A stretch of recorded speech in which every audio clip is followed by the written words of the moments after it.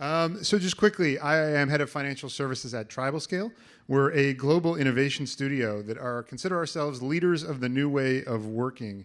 And what that means is that we transform the way clients build digital experiences.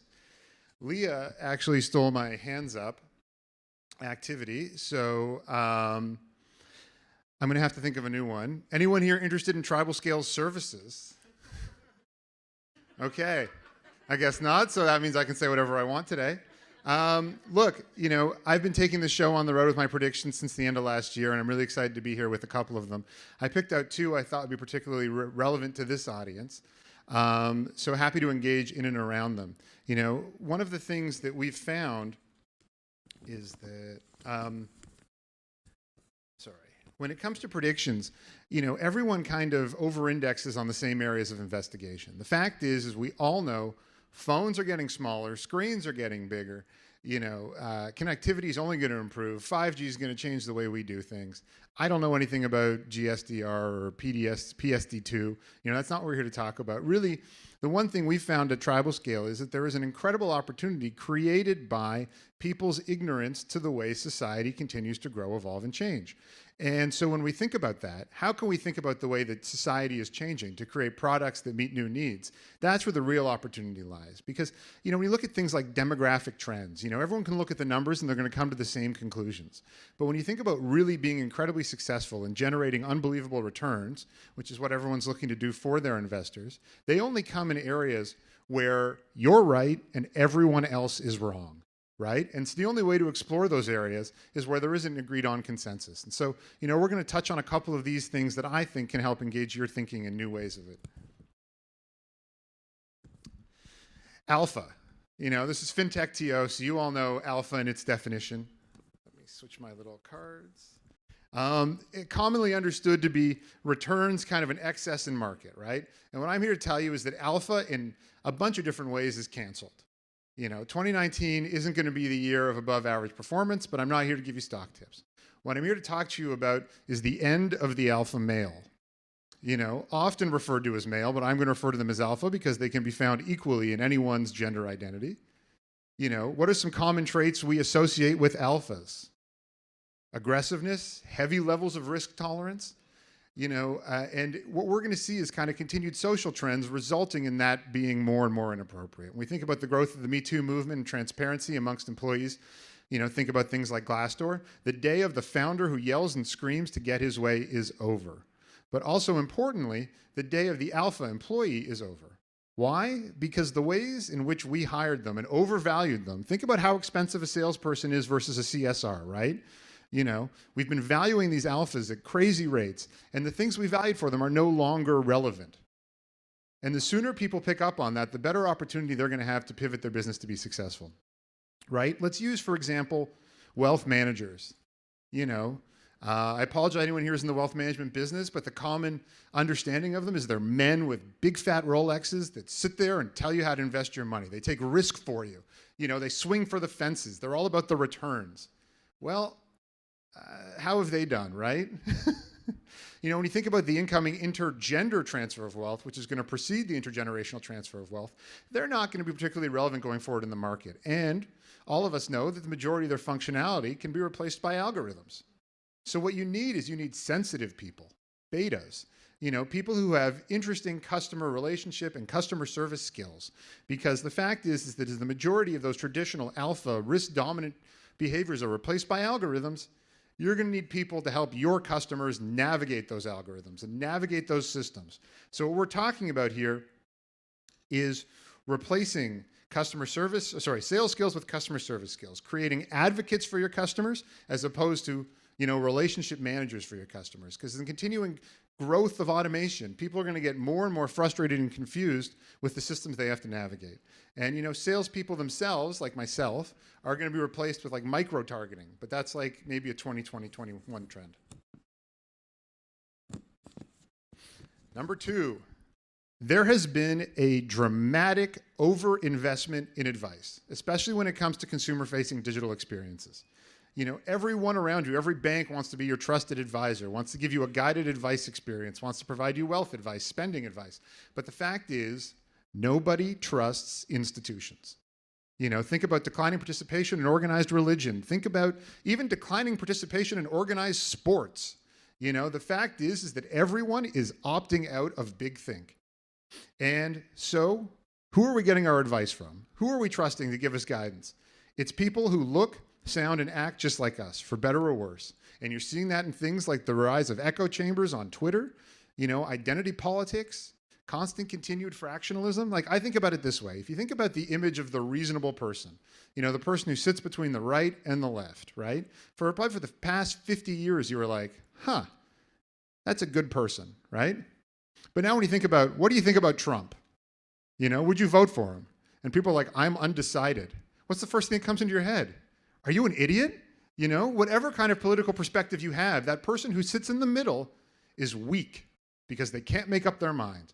That's where society's gone to. And so when you think about the ways in which you can provide people advice, good luck. The odds of them trusting you is so slim. But, that doesn't mean that we don't have any opportunities to provide kind of compelling customer experiences, because we do. The fact is that no one yet owns education.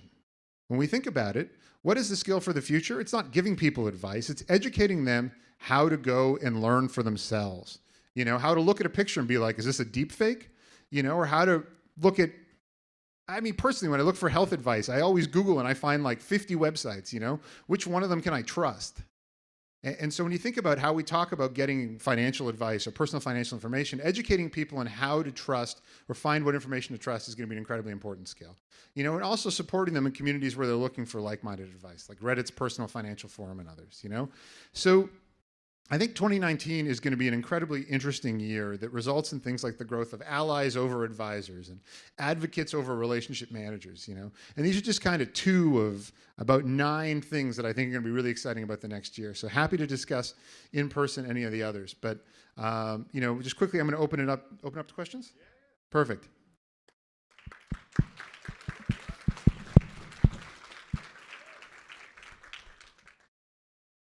Engage me. Challenge me, disagree with me, agree with me. Would you vote for Trump? No, I'm open about my beliefs. I don't. I would never. I think he's cruel.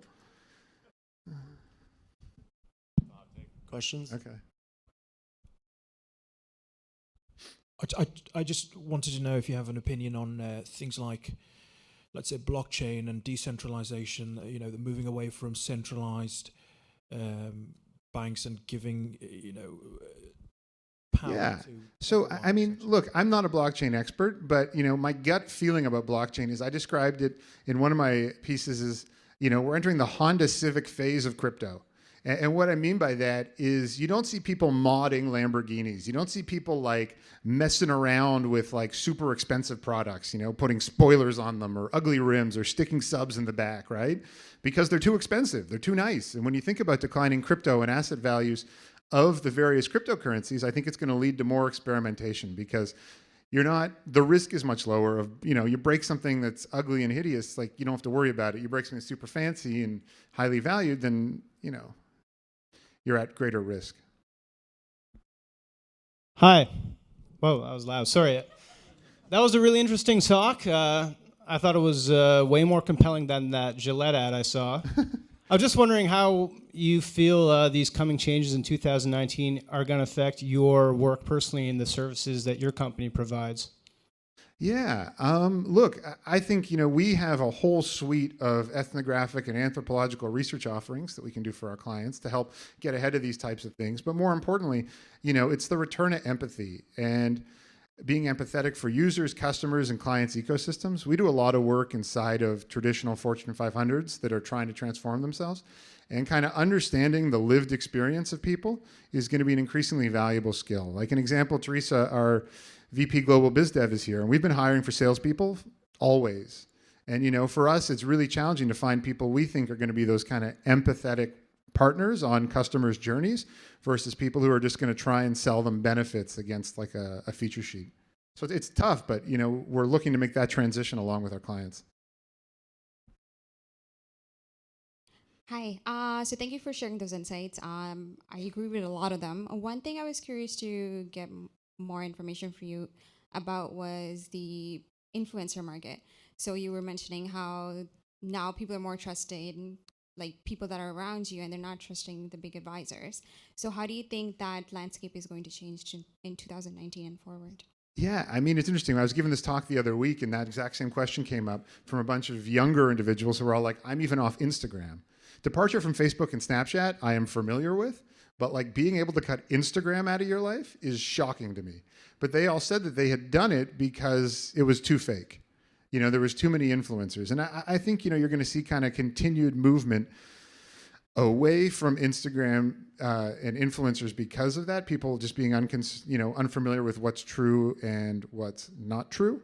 But you know, when you think about underrepresented and marginalized communities that are going to represent, you know, increased amounts of consumer spending and drivers of new experiences going forward, because traditional media channels don't target them, you know, there's very little content out there for, think of Latino Americans who are, 17, 20 million in the United States alone, that the only place that they can get and feel represented is through these other influencers. So you're going to see kind of traditional communities of privilege moving away with like increased adoption, I think, amongst marginalized communities. So if you have a very unique point of view representative of a specific identity group, I think that there is a very strong opportunity for you to be an influencer kind of going forward over the next 18 to 24 months.